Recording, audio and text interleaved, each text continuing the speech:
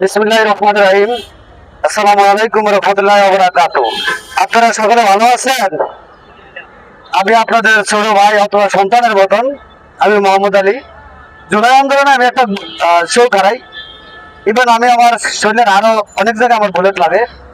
তো আমার কোনোদিনে কোনো দুঃখ নেই। আমার দুঃখ একটাই, যাত্রাবাড়ি সহ সারা বাংলাদেশের জুলাই যোদ্ধারা আমরা এক হতে পারি নাই, একটা প্ল্যাটফর্মে আসতে পারি নাই। দেখেন, আজকে সকলের দাওয়াত দিছি, দাওয়াতের মধ্যে সকলে বলছে যে ভাই আমার নামটা দিয়েন। অনেক নাম দেওয়ার পর আজকে আমরা সবাই একাত্র হতে পারি নাই, এটা হলো আমাদের দুঃখের বিষয়।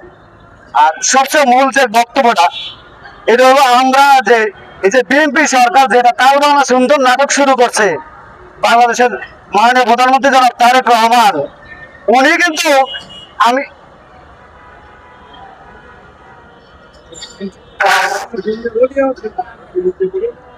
আচ্ছা আচ্ছা যাই হোক, আমরা দিকে যাবেন না।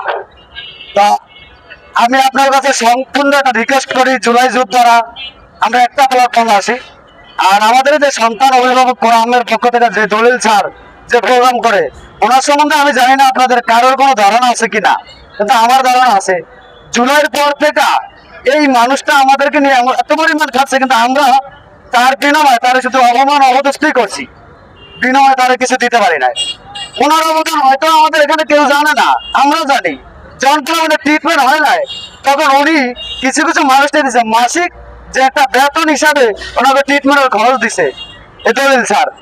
তা আমি আমার জায়গায় কোনো সময় ওনারা ছোট করে দেখি না, কেননা উনি আমার জীবন আমি দেখছি, আমি জুলাইয়ের পর থেকে আমরা দেখছি উনি আমাদেরকে নিয়ে কি করছে। তারপর আমরা অনেকে মিনিস্ট্রিতে যাওয়ার নামে কমপ্লেন করছি, অমুক দপ্তরে যাওয়ার নামে কমপ্লেন করছি, উনি আমাদেরকে দিয়ে এটা করা এটা। আসলে উনি একজন ভালো মানুষ। তা আমি যত দলীয় কোনো কথা বলবো না, আর কোনো কথাই বললাম না। সকলে ভালো থাকেন। আসসালামু আলাইকুম রহমতুল্লাহ বরাকাতুহু।